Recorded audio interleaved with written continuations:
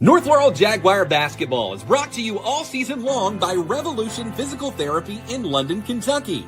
At 195 Commercial Drive, Suite 100, Revolution PT specializes in sports rehab, injury recovery, and personalized care to help you heal, strengthen, and get back in the game. Call 606-657-5111 today to schedule your appointment and stop letting pain slow you down. Revolution Physical Therapy, be better, move better, play better.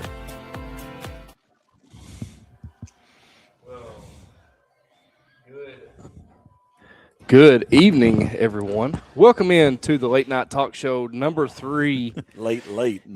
Yeah, we got caught up at Rep Arena. We were watching the second session today, and we got hung up with the Johnson Central GRC game. And me and Coach Black, call you Coach Black, Boss Black, Referee Black. Coach, been a little bit of everything. Principal, and jack of all trades, master of none. There you go. We left at the end of the first because I think GRC was up 6 or something, maybe at the end of the first 6-7 and 6. And then Pitiful. And then we check it when we pulled in the hotel, and they Johnson Central took a 2-point lead. Yeah, 2-point lead going in halftime. Johnson Central got hot. I was up there watching it, and they got hot from deep and pulled themselves back into it. Well, they've cooled off. They've been outscored 18-7 here in the third quarter. They're down 47-38. So yeah, which we kind of expected, but I was glad to see Johnson Central give them everything that they wanted. And I'm sure Johnson Central would probably say the same. yeah. Got to see Rajon Pierre Rondo Jr. Yeah. And he can play. 25 points, 8th grader. He's an 8th grader, and he can absolutely light it up. Mm-hmm. I told you he was a dog. He's a dog. I texted some of my buddies. I said, Pope just needs to go ahead and offer him. Just get it out there. Yeah. I mean, why not? Yeah. I mean, what's he got to lose? He's good enough too. I mean, he's probably better than some of the dudes we have right now as an 8th grader. So. Who was it? So I seen something on Facebook one night. There was somebody offering some kid that was in high school. Already offering something to somebody that was in high school. Did you all see that? Was that Louisville or somebody that was doing that? I don't know. Maybe I'm making it up. But anyway, I thought I saw something where somebody was already getting looks and offered or something. But either way, it is what it is. But we're at night 3, and it's just me, Boss Man, and the athletic trainer here down there tonight. Our voice of the JBN decided to have an outing on the golf course today, and she didn't make it back in time tonight. She went and had some dinner and stuff. So we're going to kind of fill in her shoes tonight and just kind of briefly update all the first round games of the Sweet 16. Of course, as mentioned, the last game of the first round is currently still ongoing. GRC does have a lead there, and after that's over, that will complete the first round games. And we will start the Elite 8 tomorrow morning, and your North Laurel Jaguars will kick that off playing St. X at 11 a.m. in the morning.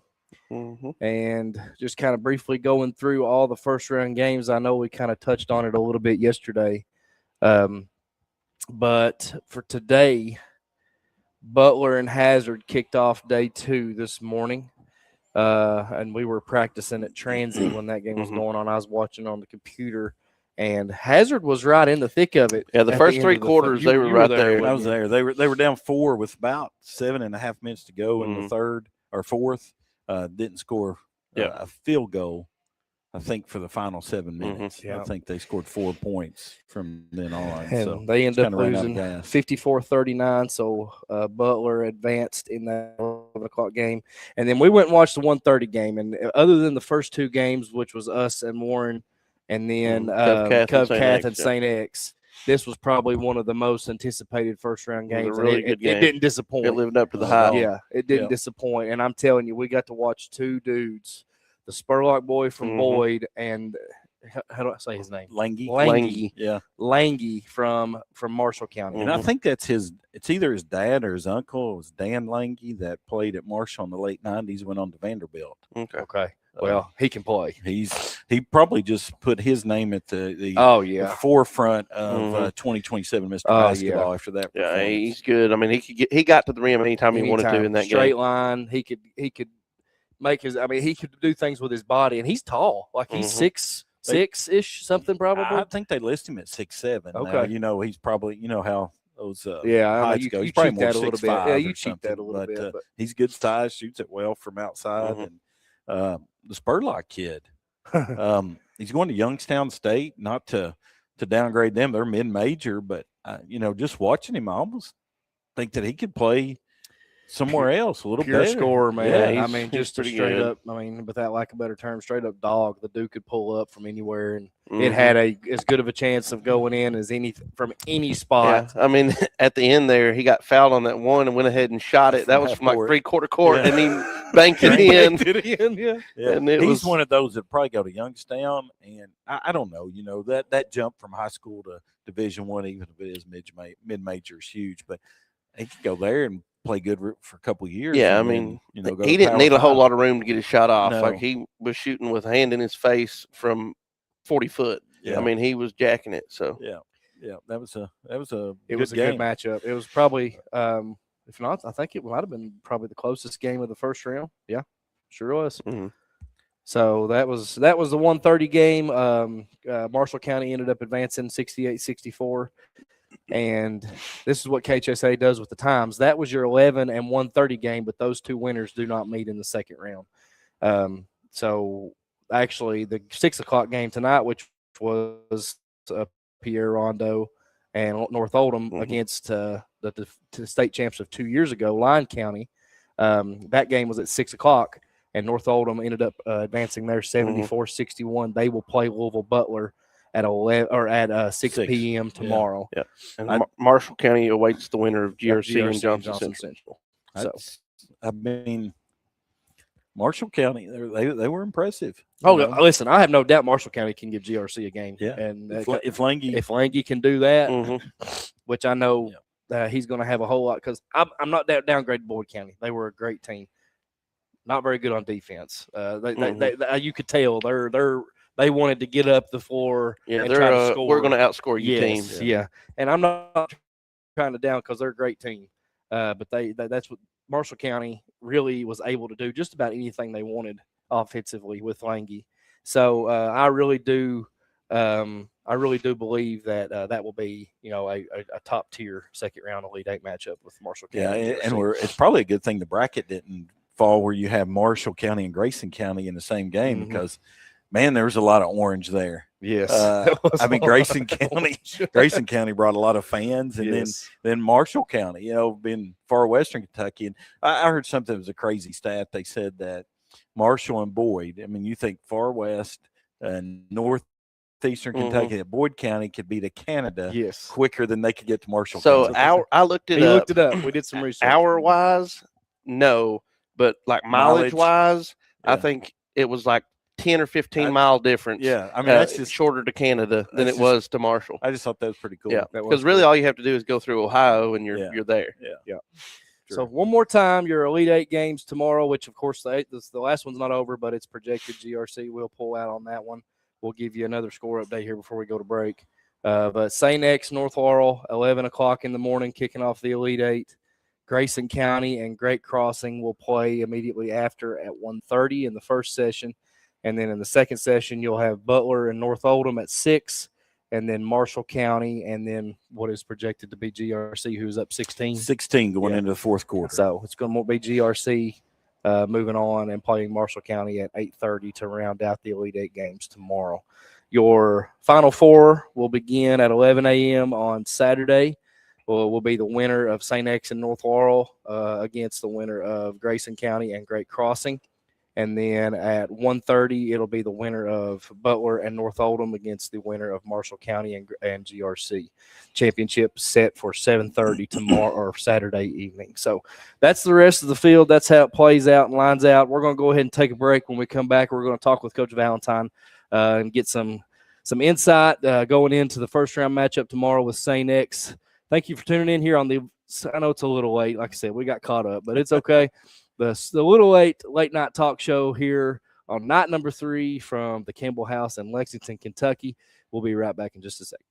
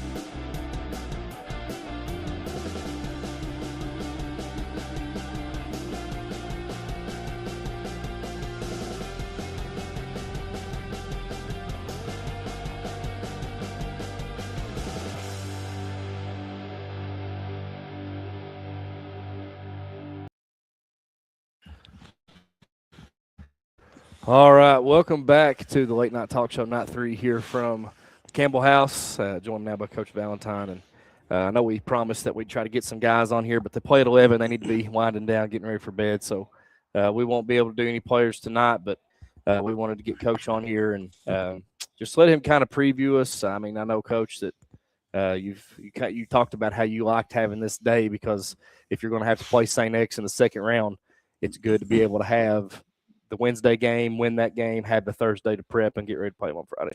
That's what I just met with our guys and went through scout again and told them, like, it's the ideal bracket. You know, everybody talks about we got in such a terrible bracket and all that, but, like, if you're coming here to win the state tournament, I think it's a great bracket because we had a week preparation for Warren Central, who's obviously going to pressure and get up in you, and St. X is going to do the same thing versus playing a team that maybe plays slower. You spend a week preparing for them, and then you have a one-day turnaround where you're trying to save their legs and you really can't prepare. So I like the way it's set up. Having a day's prep for St. X, obviously, they're really, really good, you know, but Warren Central was as well, you know, and I said that, like, I like where our guys were at. There wasn't, you know, they weren't tearing the paint off the walls after the St. X game. They were kind of like, all right, what's next? What are we going to do next? So I like their mindset right now. I think they're playing with a lot of confidence, and I think we'll play well tomorrow. Tell us kind of what today looked like. Like you said, having that day off, and you know, you had most of the evening yesterday, so I know there was a lot of recovery. What did today look like? Yeah, you know, yesterday we put the players in recovery and got food brought in here, tried to keep them off the bus, and then the coaches obviously dug into St. X and tried to get that scout ready for. We went to Lexington Catholic, we went to Transy today and practiced at 11, and then we went over and watched the second game of the first session, just to kind of break up the day, and then brought in food today and or tonight, and then went through scout one more time and get them into bed. Then we'll get up in the morning and have breakfast. We're going to go to Lexington Catholic and shoot, and then head straight over to Rupp Arena. Our guys like to get up and shoot and get moving, so they wanted to do that. So we'll be there before we know it. Be here soon. Go ahead, JoJo. You guys. Yeah, Coach. I just wanted to kind of touch on this. I feel like our guys have been very, very locked in. You know, whenever I was doing the ice baths and stuff in there, every one of them was taking it very seriously. Just kind of, do you sense that, and how do you like your team's preparation for this week? Yeah, they've had a very mature approach this year. I feel like, you know, like I said, they don't get too high or too low. I haven't had to, hey, let's calm down. I mean, they're locked into what they're doing. You know, they locked into the scouting report, and they've done that through the region tournament. I mean, they followed the scout to a T and guarded guys the way that we wanted to do, and they're able to adjust too. I mean, we've changed some things mid-game, and they've been able to adjust and adapt, and you know, they'll do whatever we tell them to do. You know, they'll do it, and you know, tomorrow, obviously, they pose a lot. They can put you in a lot of tough matchups, and I think we'll have to change throughout the game and you know, adjust some things. And I told them it's nothing different than what we've done the last 3 or 4 games. You know, It's business as usual. So, you know, we're excited to get back. You mentioned having this gap and the schedule working the way that it does. Honestly, up to me too, having Warren Central first, up to me, kind of prepares you for the likes of St. X because there's probably a lot of similarities there. Definitely, in terms of team speed and the pace that they play at, you know, they don't play as many guys as Warren Central, but they still play at a frenetic pace, and I'm sure they're going to get up and try to pressure us full court tomorrow, and just being able to prepare. You know, we could practice for a month and not simulate what Warren Central or St. X is going to do. So playing that game was a great, you know, practice for us to be able to kind of see what works and what doesn't work. And, you know, I think fatigue came in a little bit late in the game, but that's, again, Warren Central's able to play 12 guys, you know, so they're running fresh bodies in. St. X doesn't play that many. You know, they'll play 7 or 8 guys mainly. So, you know, but we'll have to control the pace. We'll have to know when to go and when to pull it out a little bit and make them guard. But, you know, again, they just score in bunches. They've got, you know, I told our guys tonight, like, they're going to dunk some balls tomorrow. They're going to get some breakaway dunks and lob dunks. And, you know, it's still 2 points. At the end of the day, it's 2 points, you know. So, you know, I don't think we'll get rattled by that at all. And, you know, I think the longer we hang in there, you know, I've been coming to the state tournament for, I don't know, 25 years. You know, the longer we hang in there, that crowd will start to shift and get behind them. And, you know, we just want to have a chance to win the game in the fourth. Yeah. You talked about your players kind of being even keel and focused and locked in. You think that has something to do with, you know, having been here 4 out of 5 years, you know, when you first get here, it's like, man, we made it. Mhm. And you don't really think about that next step. But some of these kids, like we talked about the other night, have been on this is the third time they've been here. And so that culture is already built in that even the younger guys know, hey, this, and we use that phrase business trip, but that's really what it is. Yeah, I think that first time when you walk in, you want to look up and see all the banners. Blinded. You want to see all the banners, and then you realize how bright those lights are, and you want to look and wow, it goes up really high. So I think all the newness is kind of worn off for them, and they can just focus in on playing basketball, and that's what we wanted when we got here. We wanted to be able to get here and get back, and it's obviously hard to win a state championship, but I think the more times you can get here, it takes some luck and different things like that, staying healthy and all that, and you never know. But if you keep getting back there, hopefully eventually you'll knock the wall down one day. Yeah, that's what they always told us our first time going to Rupp to officiate is don't look up the lights. They've gotten better. They've gotten better. They have. I'm talking back in 2004 too, so I'm dating myself. But they were like, just don't look up. I remember 2001, they were blinded. They were blinded. Yeah. 2004. That's the last time you refereed state tournament? That was the first time for the boys. Okay. Yeah. 2004. Wow, you are getting old, buddy. Getting old, I am. It's all right. I mean, he retired. I retired from officiating. Sipping his insure and all that good stuff. It's all right. Like Arnold said, I'll be back. Well, Coach, I feel like the game plan's in place, and that's what I was talking to Ms. Davis when she called me earlier. Of course, she's calling and checking in, and I know that you feel like, and I feel like too. I told her that it seemed like that this team had a confidence that wasn't overly confident, if that makes sense. So they weren't arrogant. They weren't, but they were upbeat and confident in what they were here to do. And I feel like that this, and I don't want to say, that the others weren't, but it just seems like that this North Laurel team knows that they're coming up here with a very, very good chance at bringing something back to North Laurel that's never been done before. Yeah, I mean, that's what you want them to have a belief. They got to believe. That's half the battle, and not have a fear of failure. You can't have a fear of failure. You just got to go play and have a belief that you can win. And these guys have it, the coaches have it. And will it happen? Who knows? But you got to believe that you got a shot at it. And we do. There's 8 teams out there now that have a shot at bringing home that big trophy, bringing it home, and one game away from the Final Four, and that's something that.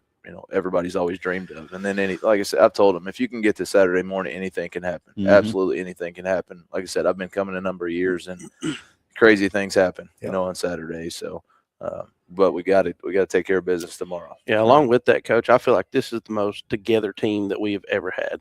Like, I feel like these dudes since day one, I can't think of a time that we've had a problem at all this year with any of them. Yeah. Like these guys take care of business. They do what they're supposed to do. That's a testament to you and the culture that you've put on into this program. But I feel like these guys do what they're supposed to do each and every day. They have since day one, and they've earned the right to be here and to be as comfortable as they are. That's what, when we checked in, the lady at the hotel said, can I have your number? That way, if they get out in the hallway and get loud, I was like, you're not going to have a problem with these guys. These guys know how to act. They've been, they've traveled, they stayed in hotels. They know what this is all about. But yeah, they're together. And I think above all, they don't care who gets the credit. Mm-hmm. They don't care who scores. If Reese could get a win tomorrow and score 2 points, he would sign up for it tonight. Absolutely. 100%. They are all willing to do whatever it takes. And guys have been selfless, and, some guys off the bench have played a lot of minutes, and some have, but not one time have I had a guy pouting or bad body language, or, it's all about the team. You saw Evan Zarate on here last night. Like, he's been tremendous for us in practice. I mean, just the hype that he brings, the energy that he brings on the bench. And a guy like Ryder Davidson's been hurt. He's had 19 knee surgeries, it seems like, but he's the most energetic guy we have in practice. He's sitting over there 2 days out, and he's 2 days out of surgery, and he's yelling and clapping and encouraging everybody. And, I think those other guys see that and they feed off of it. Mm-hmm. Yeah. I was talking to Cam Deckett there at Transy when we were there, and he was asking how it was going living in the hotel for the week or whatever. And I was like, with these dudes, it's not that big of a deal. Like, we don't have dudes running up and down the hallway acting like a bunch of fools. Like, these guys, they do what they're supposed to do. They know what they're here for. Yeah. Yeah. Coach, I got to touch. I know you've mentioned it many times. You've been on here and talked, but your schedule, and the fact that playing in types of tournaments like King of the Bluegrass, because when you go down through this list, 8 of the 16 teams in this tournament was in that tournament.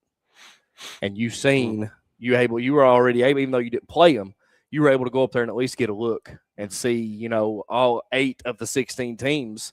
And, everybody that's asked me, well, what do you know about Warren Central before the tournament? I said, well, I don't really know much, but I said, I got to watch them for about a quarter and a half up at the King of the Bluegrass. And, so being in that atmosphere, being in those games with all the coaches, all the scouts, everybody standing around, looking, talking, everybody says, well, you want to win games? Yes, but winning 20 games is not the primary objective of a basketball season.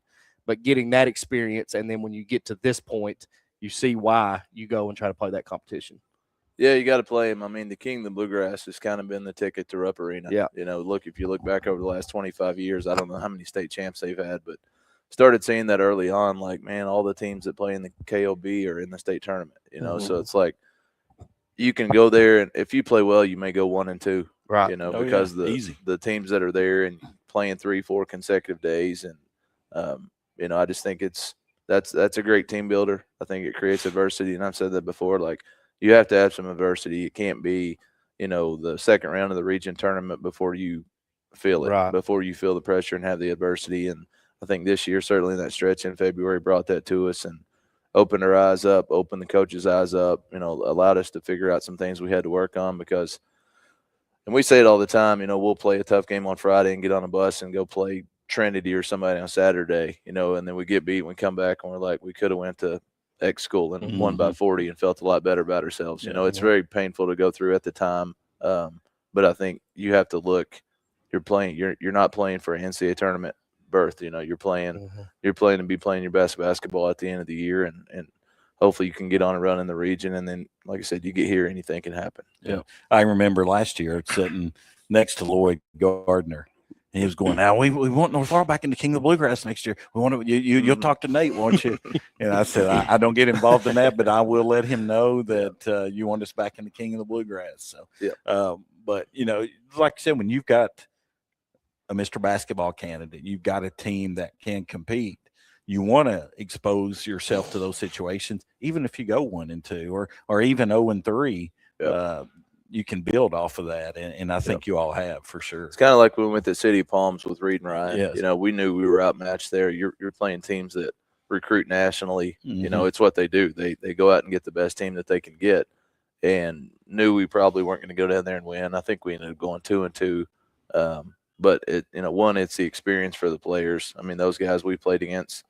I don't know how many Division I players there, and the Boozer twins are there. They're playing at Duke now, and they get to see so much. Like sometimes if you just stay in your own little pocket of basketball, when you get out, you're like, wow, this is a different level. But I think our guys have been exposed enough and seen enough. And, even officiating, I mean, it's officiated differently everywhere. I remember the first year we came to state tournament, I felt like it was like a football game. Now it's like, I hope they let us play a football game tomorrow. Our guys, they want to be physical. And that's what we talked about that last night, that I had people text me going, wow, North is so much bigger and more physically stronger looking than Warren Central. And that wouldn't have been the case probably.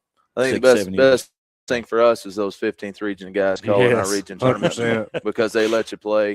And every game it was a fist fight, every single game, and they let us play, and our guys have learned to adjust to it. I don't remember a time where you see our guys crying about the officiating. They don't do it anymore. As long as it's called the same on both ends. And they play and have learned to adapt to it. And same tomorrow, if they come out and call it tight, I think our guys will adjust. And if they let us play, they'll adjust to that as well.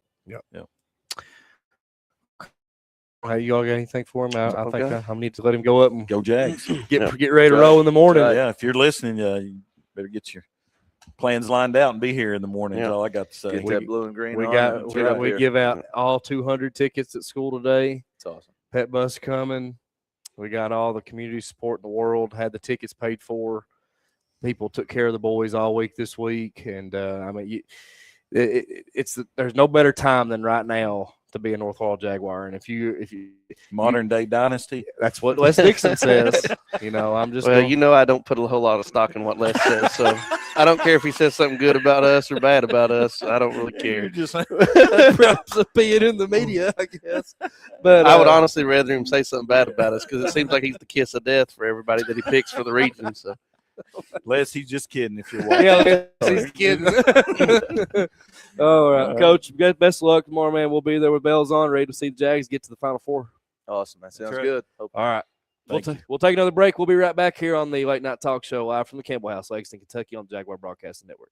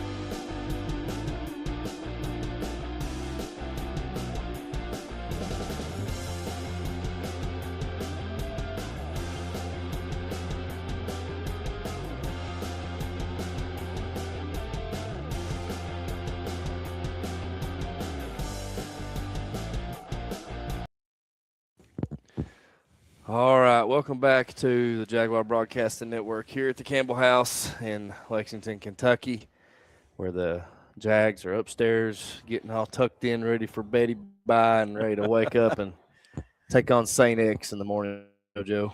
Yep, it's going to be a great day. It's been a great week to be a Jaguar. Tomorrow's going to be another great day to be a Jaguar. I'm very excited about it. Like I said, I love the way the boys have approached the week. I don't think they could have done any better of a job approaching it and preparing themselves. So I feel like, whatever happens is what's going to happen, but I feel like we're prepared either way. Yeah. Yeah. Well, and I hope we, if we come out and shoot the ball like we did, 8 for 16 for 3-point range against Warren Central, but we got to be able to defend like we did. And there's going to be some spots on the floor that, we're going to have the inferior matchup, and we just got. But there's somewhere we also have the superior matchup. I believe. I agree, and so we just got to. It's kind of like we talked about the girls last week in GRC. We just got to kind of limit their runs. Control that pressure. I know Nate will do a good job, and you talked about the other night subbing and. Getting the most out of his, the three kids he plays off the bench and kind of matching that up with the media timeouts. And you just can't let him go on a big run. And I think he touched on something that was really important. And, you're going to see a lot of dunks and, because the sophomore kid they got from Lindsay, Josh Lindsay, is a sophomore being looked at by a lot of D1s. Yes. And he can jump out of the gym. Then the Jackson kid is a Mr. Basketball candidate, and they can tear down the rim. But like I said, that only counts as 2. Yeah. That's 2 points. So we just got to be able to sustain that, stay within ourselves, do what we do. And, there's when the ball goes up in the morning, there's only 8 teams still playing. Absolutely. I mean, and this right here is what you do it for. If you're trying to be the best, you have to beat the best. St. X is the number 1 team in the state in a lot of polls, and I don't disagree with that. I mean, they're really, really good. There's been only 2 teams I think in the state that's beat them this year. I mean, they're a tough out. So there is no sugarcoating that. We're going to have our hands full tomorrow, but I think we're just as good as anybody. I think St. X is going to have their hands full with us as well. And I think it could be a great matchup. Could be one of the best games in the tournament. I mean, I really think this could be an instant classic tomorrow. Actually, JoJo, they lost to 4 Kentucky teams. Uh-oh. Mel beat them in the King of the Bluegrass in the finals. And then North Oldham, Pierre Rondo beat them. Oh, did he? Yep. Okay. 72-69. Ballard beat them 73-70, and Christian Academy Louisville beat them 68-67. So, okay. Not a machine. No. I mean, it's anybody's ball game. It's just like you said last night. In the end, you got to throw the ball up, tip it up, and play. Yeah. And if you go out, you make shots, and here's the facts of it. You go out and do what you're supposed to do, and you limit them as much as possible. They're going to make runs. They're going to make runs. Yeah. It's not like we can hold them to 0. You're not going to be able, just like you already touched on it. He told them they're going to get dunks. It's going to happen. But it's how you react to that, and then if you go down and get yours in turn. Yeah. And we've got the size. They're big, but we've got the size to play with. It's not the first time that we've had a team dunk on us. That's the thing. Like we've played dudes in the King of the Bluegrass and things like that. Teams have dunked on us before. We've be okay. We've dunked on some teams. Yeah. We've dunked on some teams. I think, a lot of times before when you look at a team from Louisville versus, when people still consider us mountain, whatever. Yeah. The athleticism and the strength has always been for your city schools. Now they're going to be quicker than us in a couple of positions, but I think athletically and strength wise, we're where we need to be. Yes, right. Now, can we, sustain that on the court? And time will tell. And I think probably the biggest key is, of course, they had a kid come off the bench that made 4 out of 4 threes, and he may not do that tomorrow. If he does, then so be it. But from what I can understand, what I've seen out of them, that was a very atypical game. Yeah. They're not going to hit 12 out of 25. I think that's what they were, and I don't think they're going to do that every single game. They may do it tomorrow too, but just what they've shown this year, that was a very atypical game for them. Yeah. So well, we'll throw it up, and we got to throw it up and see what happens, man. Right. And I think we need to do like we did at work the other night. So let's give our predictions. I went. I'm biased, so I do believe North's going to come out on top, and I believe it's going to be one of, if not the best game of the Sweet 16. Yep. And I believe North will pull out the advantage. I'm going to say 57-55. Well, we probably wouldn't be allowed back on this show if we didn't pick North. So I'm going to pick the Jags 64-61. I'm going to go right in the middle of both of you. I'm going to go 62-60. Jags win. I think it's going to be a very, very close game. And absolutely. I honestly think it could be a game that could go into overtime. Like, I think it's going to be a absolute barn burner tomorrow. I'm very excited for it. I'm glad to get my day started with it. It's going to make for an awesome evening if we can knock that off. Get your coffee, get your breakfast, and be ready to roll. I think we're getting McDonald's in the morning, so I'll have my sausage biscuit, and we've got the little coffee shop down here in the lobby. I'll make sure I get my coffee, and I'll be juiced up and ready to go. And then after we get the dub, we'll go get us an ice cream. Oh, yeah, 100%. But before we go, I can't express just how St. X had a crowd and a half, North Oil Nation. I'm just telling you, game one, they were loud. Bring your friends. Bring anybody you can. There's tickets to get them. Get up here and support the North Oil Jaguars tomorrow. And before we go, we need to brag on a special young lady from our softball team. Tessa Monholland threw a perfect game tonight. Let's go, Tessa. In Tessa. the opening game, Emma Carl went yard. She was on the hardwood last week up here at the Sweet 16, going yard this week at Leslie County in the opening game for the softball season. So big shout out to them. And we also want to shout out our cheerleaders. We didn't get to do that last time, but they won the in-game competition up here with the girls tournament. And I haven't heard if they've got a call back for the boys yet, but it wouldn't surprise me if they don't get a call back for that as well. So big shout out to them and their involvement in these games and everything going on at North Laurel. It's just those shirts we made last year, it says we run this region. Yeah, we're not a one-trick pony by no means. Yeah, it's not just basketball around here, buddy. It's everything and then some, and I can't be more proud. I know he is. I mean, he spent 18 years of his life getting it to that point, and I know Jordan's the same way. I mean, it just seeing North Laurel get to this point it's awesome. I was talking to somebody the other day, and I say we and us, and they're like, "You're not even the principal anymore." And I'm it don't matter, man. Once a Jaguar, always a Jaguar. That's right. But Jags, 11 o'clock in the morning versus St. X. And when we win, listen at me, JoJo. See, I'm getting better. I don't even say if no more. It's not even accidentally starting to come out. It's win. See? When we win, we'll try our best to be right back here with you for another late night talk show tomorrow to preview Saturday's Final Four. And we're got nothing but expectations. And Jags will be here's your little tidbit. I'll just let you all in on this. So Reese and Jordan, my two seniors, I made a deal with them because coaches, they always wear a suit for championships. So I made a deal with them. They get me to the state championship. I'm going to Men's Warehouse in between games, and I will have a suit on the bench. So if you want to see the fat man in the suit, the redneck sitting on the end of the bench, all fancied up.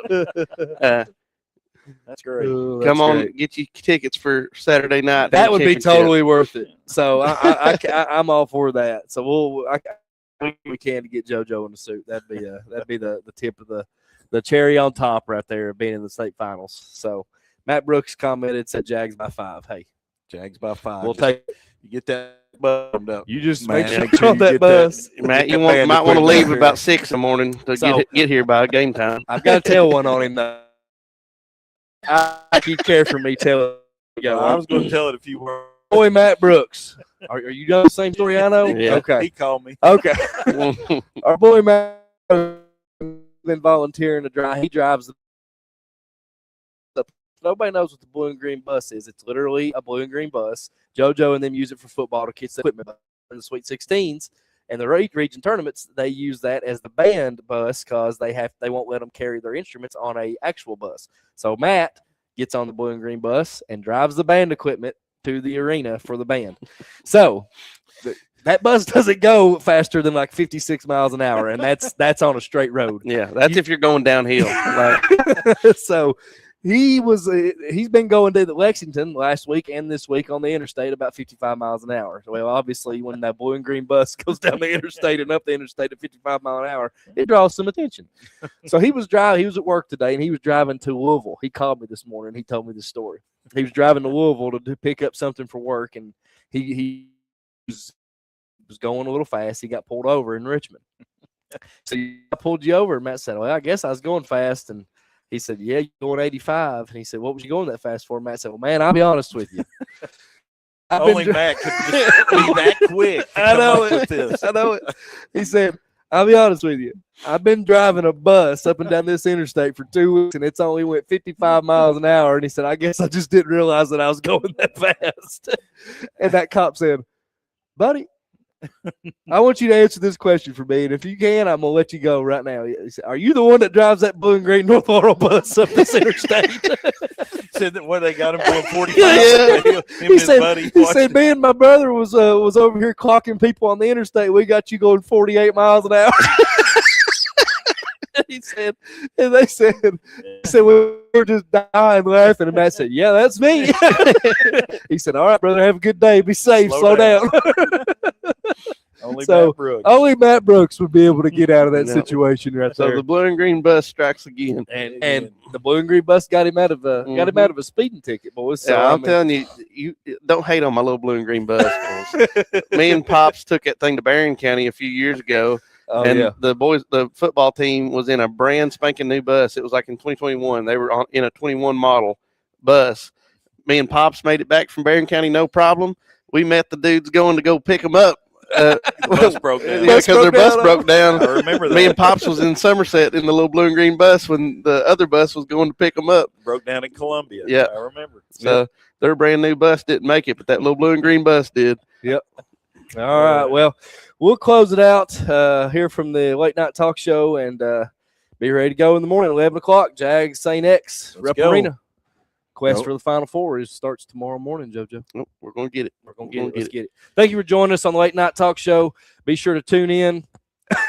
Gibson, well, boys, I have died right there. Brooks, the bus man.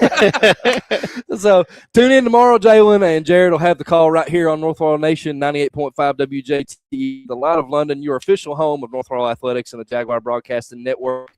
Till next time, as always, go Jags. Go Jags. North Laurel Jaguar basketball is brought to you all season long by Revolution Physical Therapy in London, Kentucky. At 195 Commercial Drive, Suite 100, Revolution PT specializes in sports rehab, injury recovery, and personalized care to help you heal, strengthen, and get back in the game. Call 606-657-5111 today to schedule your appointment and stop letting pain slow you down. Revolution Physical Therapy, be better, move better, play better.